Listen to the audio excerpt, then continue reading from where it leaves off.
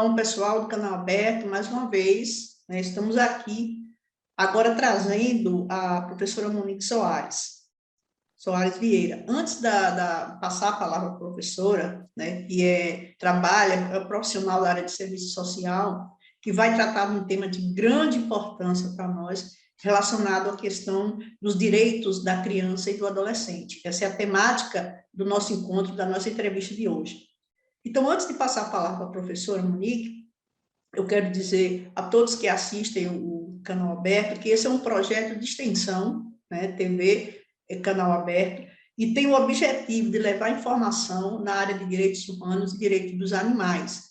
Né? Nós temos o Instagram, nós temos o nosso canal no YouTube, né? Então, esse projeto de extensão, ele foi pensado para você. É um projeto de extensão da UNEB, né, do Campus 20 de Brumado. Eu sou coordenadora do projeto, meu nome é Jerusa de Arruda, e nós trabalhamos dentro desse contexto. Então, esta noite, né, nós trazemos aqui, repito, a professora Monique Soares Vieira. Boa, professora, seja bem-vinda ao nosso canal, né? Então, já passo a palavra de imediato a você, para que você faça suas considerações iniciais sobre o tema direito da criança e do adolescente. Seja bem-vinda. Obrigada, professora Jerusa, agradecer primeiramente pelo convite, pela oportunidade de estar aqui participando do projeto de extensão através da ação do Canal Aberto. Uma satisfação muito grande levar as nossas pesquisas, a nossa produção do conhecimento aqui do sul do Brasil. Eu sou vinculada à Universidade Federal do Pampa, já faz um tempo bem significativo que eu venho estudando a área da infância e da adolescência, né? Dizer que os meus estudos, eles se iniciam lá na graduação em serviço social, e eles vão, né, acrescentando, vão se aprofundando a partir da minha experiência profissional como assistente social. Eu trabalhei alguns anos na política de assistência, no atendimento a adolescentes em conflito com a lei, e também com crianças e adolescentes vítimas de violência através do trabalho do CREAS, que é o Centro de Referência Especializado da Assistência Social. Então, na minha pós-graduação e agora na docência, eu venho realizando, né, os meus estudos para entender, né, as diversas interfaces e intersecções que interpelam a vida das crianças e adolescentes no Brasil. E hoje a gente falar sobre direito das crianças e adolescentes, nós temos que trazer um cenário muito perverso, que se aprofunda com a pandemia da Covid-19. Então, o Brasil, ele é um país marcado, né, com profundas desigualdades sociais. E dentro dessas desigualdades sociais, a desigualdade geracional, ela tem se exponenciado cada vez mais. Então, se a gente parar um pouquinho, pensar, refletir sobre a situação da infância, é também realizar uma leitura dos indicadores sociais. Então, uma análise mais aprofundada em relação a esses direitos tem que realizar uma mediação, né, com o que diz as nossas legislações, os direitos que estão garantidos na lei, mas também realizar uma mediação com a realidade de vida concreta desses sujeitos. A pandemia, ela não criou as desigualdades sociais, as desigualdades geracionais. Na verdade, o que ela provocou foi um escancaramento, né, de todo um processo cotidiano de violação aos direitos da população infanto-juvenil. As crianças e adolescentes, elas são sujeitos historicamente mais suscetíveis às violências e às violações de direitos. Isso acontece porque as sociedades modernas, ainda que venham desenvolvendo, né, ações e tenham interesse na questão da criança, ainda não conseguiram desenvolver mecanismos eficazes para a sua proteção. Vivemos em sociedades, e aqui eu trago no plural para a gente pensar um pouquinho para além da nossa sociedade brasileira, que a sociedade em nível mundial é uma sociedade que é pautada por um modelo adultocêntrico, né? O nome, ele é um pouco complexo, mas ele diz respeito a uma sociedade que vai centrar todo o seu processo de organização, de planejamento, do desenvolvimento de valores, de hábitos, de costumes, a partir de um lugar específico, que é o lugar dos adultos. Não há uma preocupação central com os interesses da criança. É a criança, é o adolescente que tem que se adaptar a uma sociedade que ela é projetada para os adultos, é visando atender os interesses, os desejos, as vontades da população adulta. Então, sabemos que crianças e adolescentes são sujeitos peculiares em desenvolvimento, ou seja, eles têm necessidades que são muito específicas, e essas necessidades, elas devem ser atendidas, pois elas sinalizam a forma como essas crianças e adolescentes vão ser socializadas, a forma de educação e o nível de participação delas na sociedade. Falar em crianças, falar em adolescentes, é nós entendermos também a importância das redes de pertencimento, uma perspectiva de integralidade, ou seja, entendendo crianças e adolescentes como sujeitos, né, que constroem as suas histórias, que têm projetos de vida, que têm uma voz, é entender que essas necessidades, elas devem ser atendidas no sentido de maximizar as oportunidades sociais. Eles estão num processo de formação, né, biopsicossocial, e o atendimento das necessidades é primordial, né? Quando a gente pensa numa sociedade justa, numa sociedade democrática, o atendimento das necessidades dessas crianças, a garantia dos direitos dessas crianças e adolescentes é uma preocupação de um povo, é a preocupação de uma nação, do Estado. Hoje, no Brasil, nós vivemos uma incoerência, né? Há uma coexistência entre um discurso de proteção e uma prática de desproteção, né? E isso acontece principalmente com crianças, né, que se encontram nas classes sociais mais baixas, crianças que são racializadas por um sistema de hierarquização de classes sociais e de raças no Brasil, né? Se nós pegarmos alguns dados, né, realizarmos análise de alguns dados, isso é importantíssimo, né? A gente falar em política pública, a gente tem que falar em dados de realidade.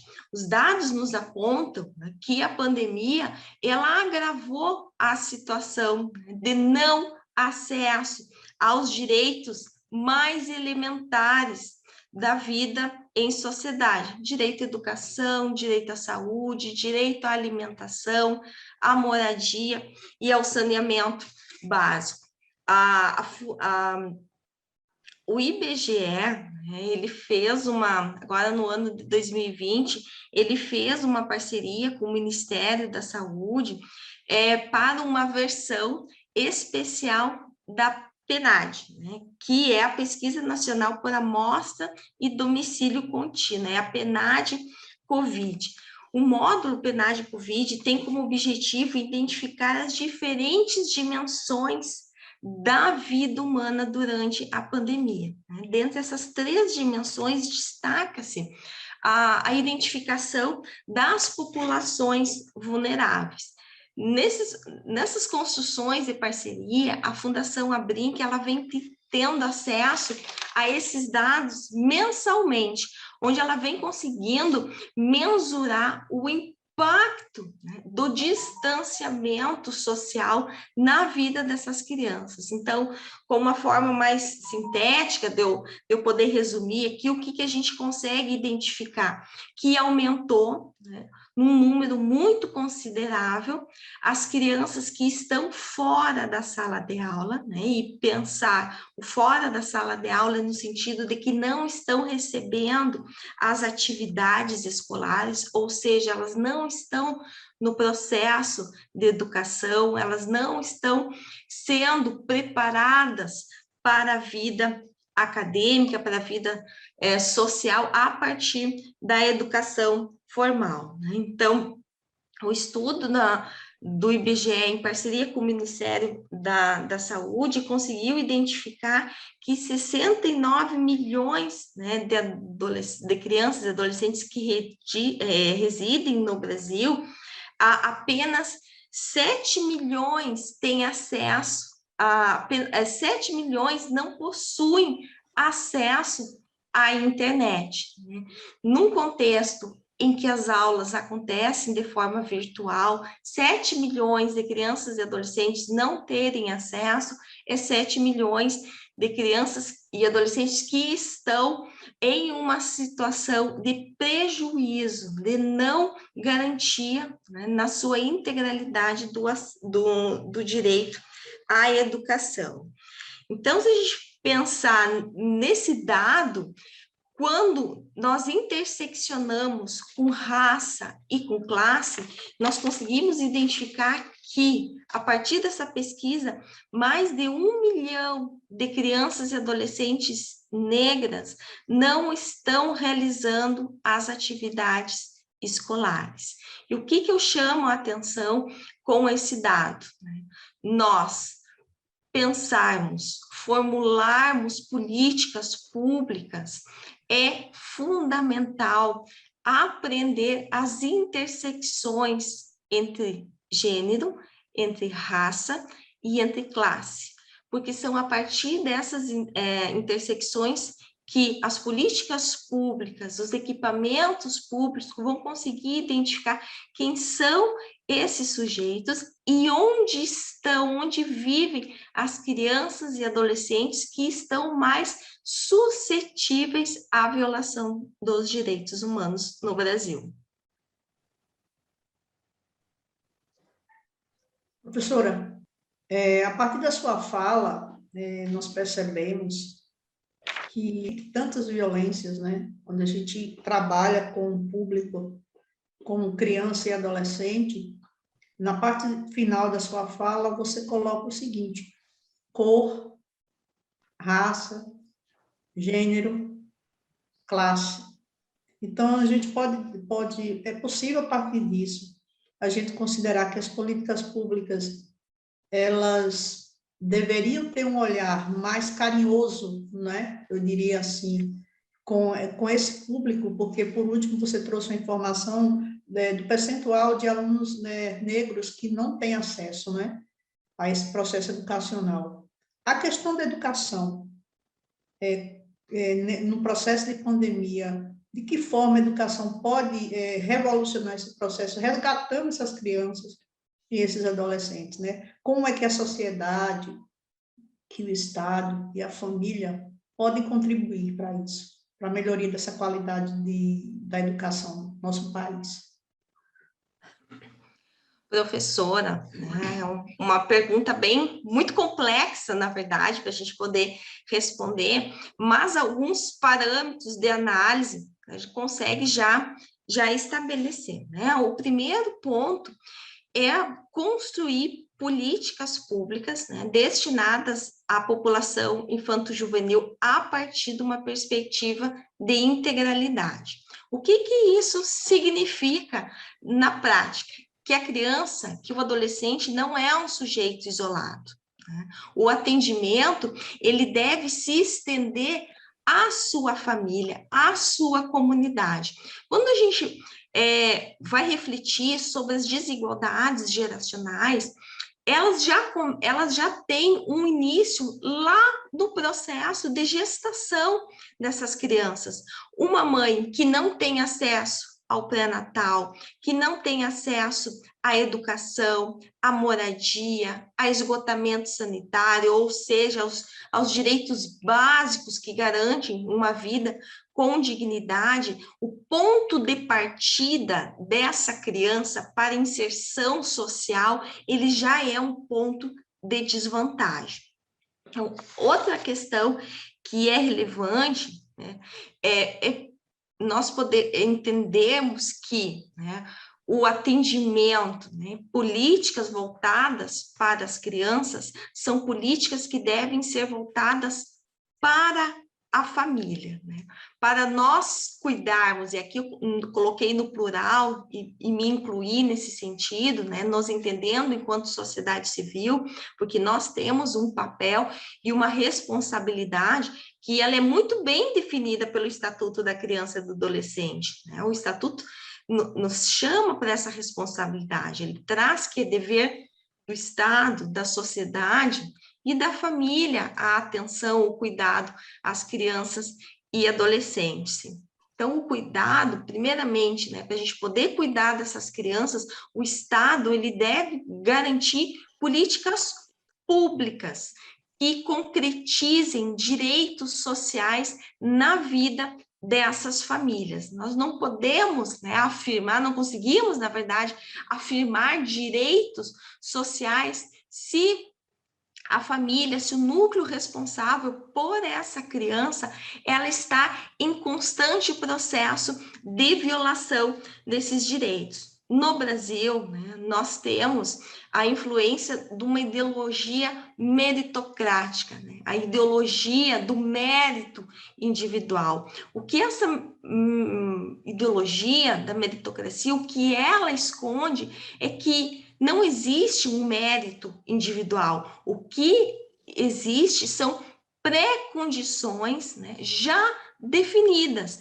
pré-condições que dizem respeito aos exemplos, aos aprendizados e a toda uma relação de afetividade que essas crianças, que esses adolescentes, eles constroem junto com as suas famílias. Então, a gente pensar que, né, no Brasil, muito ainda se defende a meritocracia, na verdade, é mascarar que o mérito individual ele vai ser um produto, né, de capacidades e de habilidades que são transmitidas dos responsáveis, sejam eles os pais, mães, avós, enfim, né, os que estão no compromisso do cuidado com a criança. Então, essas habilidades, elas são transmitidas, né, por meio de uma identificação que ela é afetiva dos exemplos cotidianos. Eu gosto muito de um texto do autor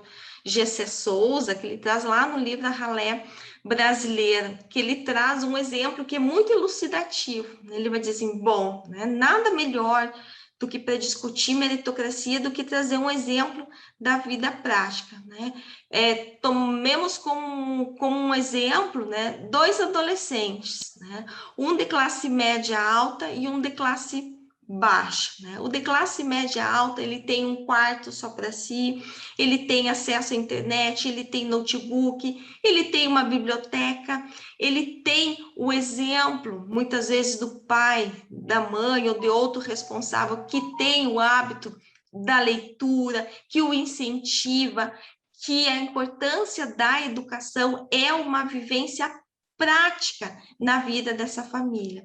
E do outro lado, nós temos um adolescente que muitas vezes não tem um quarto só para si, que vive em moradias superlotadas, sem divisões, que realiza as tarefas escolares na cozinha, na sala, em meio a todo um barulho que é muito natural de uma família, mas que é um fator que dificulta o processo de aprendizagem. sem internet, sem um computador, sem impressora, enfim, sem condições, em que a mãe, em que o pai, muitas vezes, né, lhe chama a atenção da importância do estudo, mas eles muitas vezes não tiveram acesso a esse estudo, ou seja, eles não têm a vivência da importância do estudo na sua vida.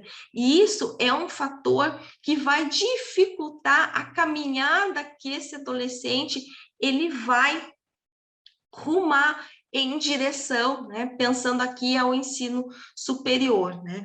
A ideologia da meritocracia, ela enaltece experiências muito pontuais daquele adolescente, daquele adulto pobre, que não tinha condições, que vivia do lixo, né, da coleta, enfim, estava em situação de rua e que conseguiu vencer na vida, né? Mas numa sociedade democrática, não podemos ter situações pontuais, né? Situações muito singulares. Numa sociedade democrática, o acesso e principalmente a permanência, a manutenção dessas crianças, esses adolescentes da escola, não deve ser uma exceção, mas deve ser a regra para todos. Professora, a partir do momento que a senhora coloca tantas questões, a gente observa que quando a gente fala de direitos de criança e adolescente, a gente tem que pensar de forma integral, né? Ou seja, no ambiente familiar, na sociedade como um todo, né? Então, existe uma fragilidade muito grande, né, por parte das famílias. Então, as políticas públicas também, pelo que eu entendi, elas devem ter esse acolhimento, né? Não é só você olhar a dificuldade que uma criança e que um adolescente passa dissociado desse conjunto. Então, a partir disso, eu sou professora da disciplina, né, em sala de aula, a gente conversando com os nossos alunos, e uma questão que sempre vem à tona é com relação às políticas públicas nos municípios, né? O Brasil tem mais de 5.500 municípios, né? Cada um com uma realidade específica, e o Estatuto da Criança e do Adolescente fala dessa questão da importância das políticas públicas, principalmente nos municípios, e ele cria um órgão que é o Conselho Tutelar. O Conselho Tutelar. Na sua perspectiva, né, considerando a área de atuação profissional em serviço social, de que maneira o município e o Conselho Tutelar podem ajudar, né, a pelo menos minorar, né, toda esse sofrimento que as crianças e adolescentes passam na família e na sociedade? Bom, o conselho tutelar, né?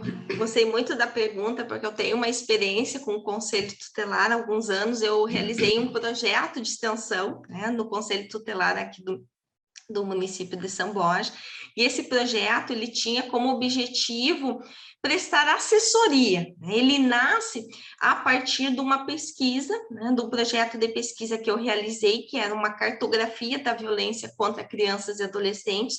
E nessa pesquisa conseguiu-se identificar que uma das instituições que compõem a rede de proteção que tinha maior dificuldade na execução das suas ações e também de visibilidade na comunidade local era o Conselho Tutelar. Então, a partir de um dado de pesquisa, nós realizamos um projeto de intervenção, acompanhamos o Conselho Tutelar em 1 ano de atividades, né?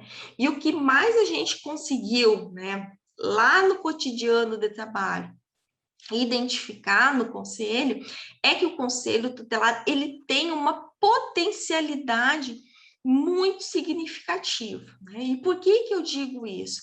Porque ele é o órgão responsável em acolher essas crianças.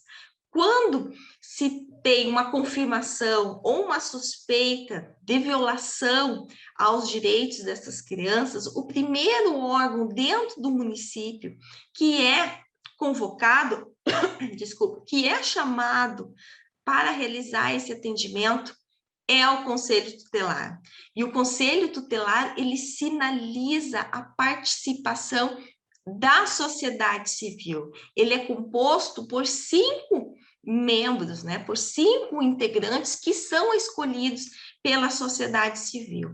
Então, o conselheiro, na verdade, ele é um representante dessa sociedade para garantir, né, a partir das particularidades do seu trabalho, os direitos das crianças e adolescentes. Mas, ao mesmo tempo que ele tem essa potencialidade, que ele não é apenas uma porta de entrada, mas entendendo o Conselho Tutelar como uma instituição de acolhimento, né, que acolhe, que escuta e que deve realizar um atendimento humanizado, o Conselho Tutelar ainda é uma das instituições mais precarizadas da rede de proteção. E aí eu digo precarizadas no sentido de ausência de uma infraestrutura, né? Várias pesquisas no Brasil vêm apontando que os conselhos tutelares, eles não têm uma estrutura suficiente para realizar um atendimento, né, ético, um atendimento em consonância com as diretrizes do ECA. Quando eu falo um atendimento ético, não é no sentido de que esses profissionais não tenham ética, mas que as condições infraestruturais de ausência de uma sala para um atendimento individual, da ausência de um computador por conselheiro, da ausência de um secretário, muitas vezes de um carro, né, vai inviabilizar uma dimensão ética. E essa dimensão ética não é apenas em questão a relação do sigilo, mas entendendo a ética como a humanidade, como um processo que é de reflexão sobre as violências que acontecem e aquele sujeito que chega vitimizado com seus direitos violados, né? Acredito que um dos grandes desafios, né, entre vários que o ECA nos traz, é ainda implementar na totalidade os conselhos tutelares, né? A minha grande preocupação hoje com as políticas municipais de proteção à infância e adolescência é terem um olhar mais cuidadoso para com o Conselho Tutelar, entendendo, né, que é um órgão central, né? Se a gente for esquematizar aqui a rede de proteção, o Conselho Tutelar, ele está no centro, porque é a partir do Conselho Tutelar que essa criança e a sua família, ela vai começar a caminhar na rede de proteção. É o Conselho Tutelar que é o órgão responsável pelos principais e pelos primeiros encaminhamentos visando a garantia dos direitos. Ok, professor, só mais uma pergunta. Em casos de violência contra criança e adolescente, onde é que o cidadão pode procurar? Aqui ele pode procurar para denunciar atos de violência contra criança e adolescente? A partir, né, do Disque 100, nós tivemos uma inovação muito grande e que contribuiu para um aumento das notificações. O Disque 100, ele é um serviço nacional, né, distribuído por todo o Brasil, no qual as pessoas elas podem ligar de forma anônima, não precisa em nenhum momento se identificar. O único cuidado que tem que se ter no momento da denúncia é de possibilitar o maior número de informações possíveis. Quanto mais informações quem estiver realizando a denúncia trazer para o serviço, mais ágil, mais rápido será o processo de verificação daquela situação. Não precisa, pessoal, né, ter a confirmação. A suspeita já é um indicativo importantíssimo, né, e que deve, sim, ser levado aos órgãos públicos responsáveis pelo acolhimento dessas denúncias. O estatuto, ele nos protege, ele nos respalda nesse sentido, que a denúncia ela acontece na suspeita ou na confirmação. Não é papel do cidadão, né, que está denunciando ter a confirmação, né, verificar se existe realmente a violência. Esse papel são dos órgãos investigativos que estão lá na rede de proteção. suspeitou, né, que essa criança está sofrendo, realize a denúncia, né? O Disque 100 é apenas um dos mecanismos possíveis. Você pode realizar por meio de uma ligação. O Disque 100 ele também tem um aplicativo, né, que nós podemos baixar no celular e realizar a denúncia sem identificação. O Conselho Tutelar, você também pode procurar no seu município o Conselho Tutelar e realizar a denúncia. Pode realizar a denúncia numa delegacia de polícia civil especializada aos direitos da criança e do adolescente. Então, a gente tem na própria promotoria, cada município, ele tem formas de organização, mas essencialmente pensando, né, não no processo de homogeneizar as denúncias, mas de unificar os principais mecanismos que nós temos hoje. É o Disque 100 ou o Conselho Tutelar, tá? Pessoal, se você não quer ir até o conselho, né, mora num município pequeno, né, que é uma das grandes preocupações que as pessoas têm, você pode ligar para o seu conselho tutelar e realizar a denúncia.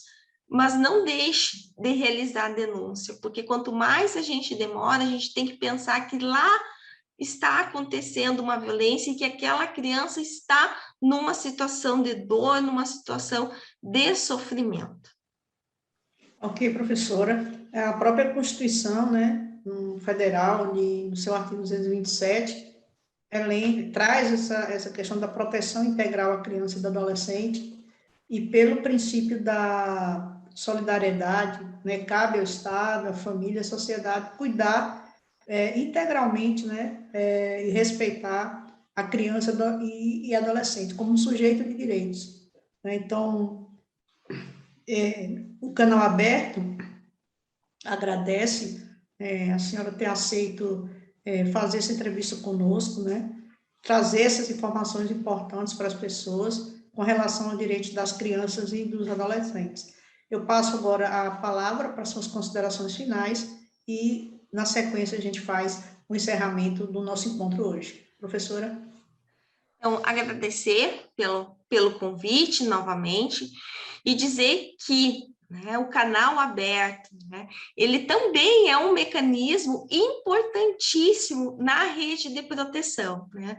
Nós temos muito que avançar no sentido de qual é o lugar da universidade na rede de proteção. Né? Momentos como esses possibilitam que as pessoas tenham acesso à informação. E a universidade, ele é um grande espaço para a disseminação do conhecimento. Né? As pesquisas, os dados que são produzidos no âmbito da universidade, eles são fundamentais para a elaboração de políticas públicas. Né? Nós estamos aqui falando em direitos, um direito constitucional, né? Nos direitos que vieram a partir do Estatuto da Criança e Adolescente, mas esses direitos, eles somente serão concretizados com políticas públicas eficazes, políticas públicas integrais, que tenham como perspectiva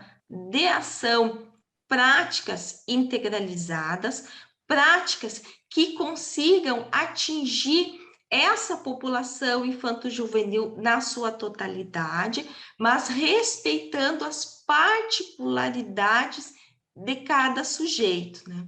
No Brasil, né, que possui uma dimensão continental, é impossível nós formularmos políticas públicas a partir de um perfil homogêneo. Né? Nós temos diversas infâncias, diversas adolescências, né? E que vão estar em contextos, em territórios muito distintos. Então, as políticas públicas, elas têm esse compromisso, né, em atingir essa diversidade, em garantir os direitos historicamente constituídos para uma população e entender que um fator central na elaboração das políticas públicas é aprender que apenas uma delas não dá conta. Né? A gente está falando aqui de um país que tem um território, né, imenso, né, pensar também que a violência é um fenômeno muito complexo, que a desigualdade no nosso país, ela é estrutural e que as políticas públicas, além de realizarem uma comunicação coletiva, elas devem elaborar programas, projetos, ações de forma integrada, né? Uma única política, ela não vai conseguir dar conta da complexidade que é a realidade social. Então, pensarmos, né, a garantia dos direitos das crianças e adolescentes é entendermos a importância da integralidade, a importância da articulação, da intersetorialidade, da comunicação entre essas políticas sociais, de ações integralizadas, da interdisciplinaridade, do estabelecimento de relações socioinstitucionais realmente comprometidas com a proteção das crianças e adolescentes. Ok, professora. Então, ouvintes do canal aberto, essa foi mais uma entrevista, agora com a professora Monique Vieira, sobre os direitos da criança e do adolescente. Nossa mensagem final é de agradecimento, mais uma vez, à professora, e pedir a todos que assistam o canal, se inscrevam e recepcionem, né, essas informações que, como a professora falou aqui, é uma obrigação moral, digamos assim, da universidade em manter, né, essa linha de comunicação, daí o nome do projeto, Canal Aberto, para dar voz, né, a essas denúncias, a trazer essas discussões de interesse da sociedade na área de direitos humanos e do direito dos animais. Né? Até o próximo encontro e uma próxima entrevista. Professora, muito obrigada.